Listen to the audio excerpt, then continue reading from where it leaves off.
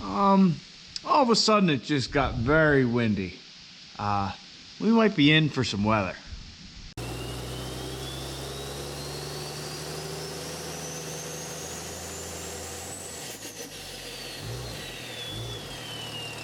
Hello guys, welcome back to the channel, welcome back to the garage. So hopefully you can hear me over the wind. It's kind of getting windy outside. It's been brutally hot the last couple days, and I think the weather's finally gonna do something about it. Probably some thunder showers or something, if I had to guess. I don't actually pay attention to weather, so I don't know, but it's definitely looking that way. Getting windy, but then again, I look over here, it looks like it's starting to clear up.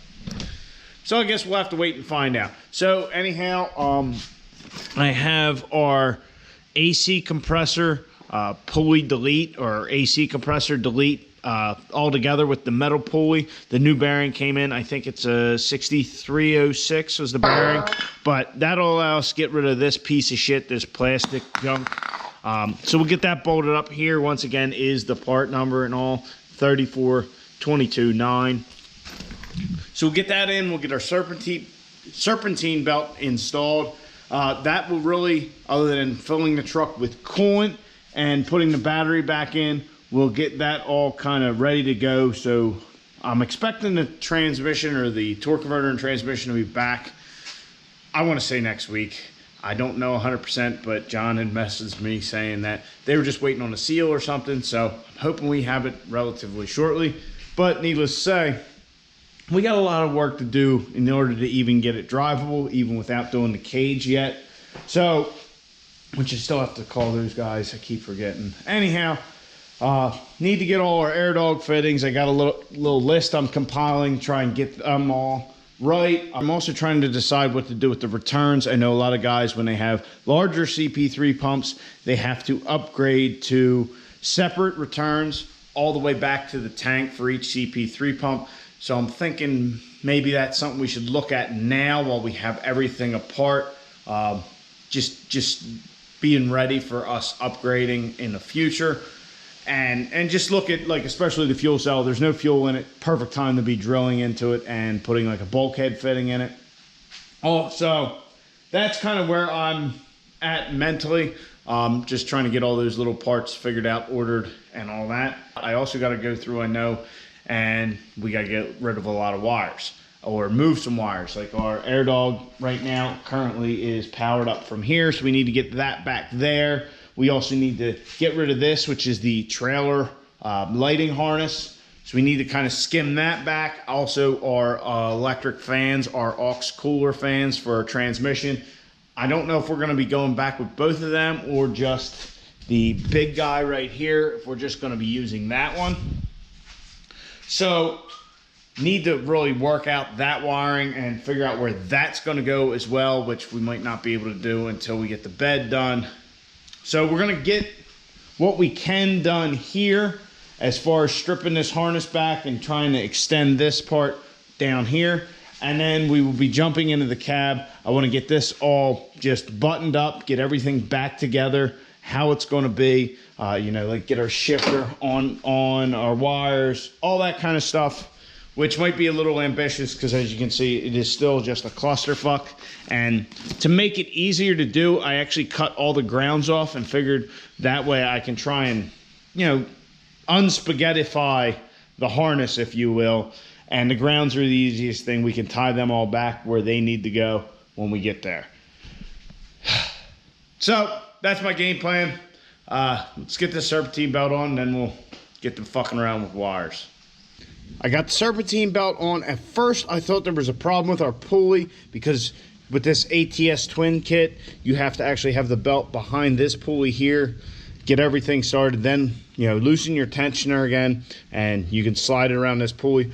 Well, I actually, on the back side of our new compressor delete, the belt was actually riding on the upper ridge of the pulley, you know, like right here kind of deal, which was just enough to keep it from being able to do that. So just keep that in mind if you guys have a twin CP3 kit.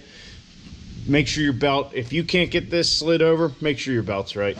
Oh, the sky's grumbling. Oh, I think we're gonna get a storm. Well, anyway, the storm in the garage here is moving the wiring.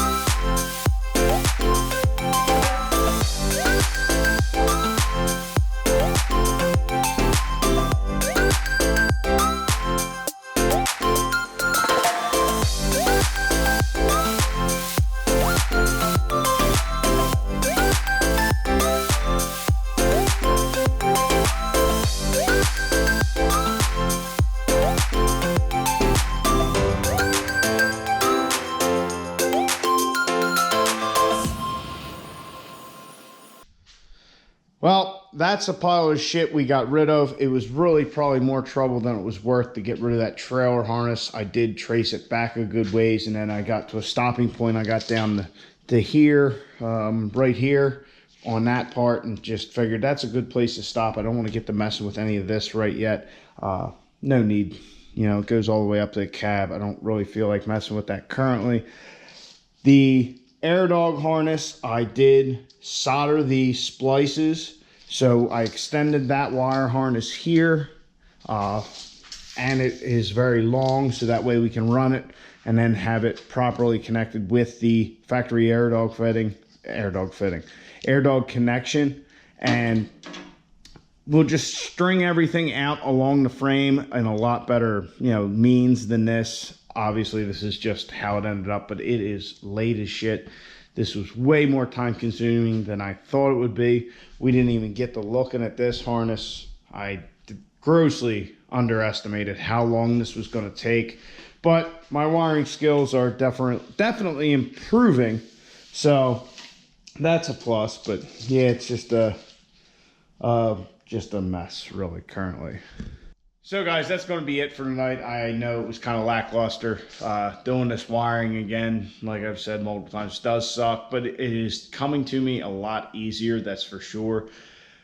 But just, that checklist, we're checking things off every night. That's all we need to do, and hopefully when the torque converter gets here, we will be good to go. We'll be very close to putting that on. Yeah. Get this wiring all situated, do the bed. Hopefully maybe we can hit this thing up at the track before we start the cage, but that's all going to be a matter of when things come in and how far we've gotten. But I really would like to get the fuel cell all battened down and done with all our returns and our feeds and all our wiring. That way we can start the truck.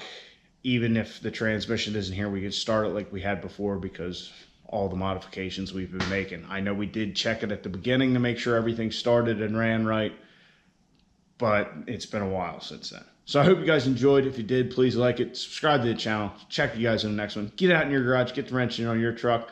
Oh, and happy 4th of July. This should come out tomorrow, which is the 4th of July. So hope everybody has a happy holiday, and hopefully you start the day or end the day with as many fingers as you started. All right, guys, have a good one.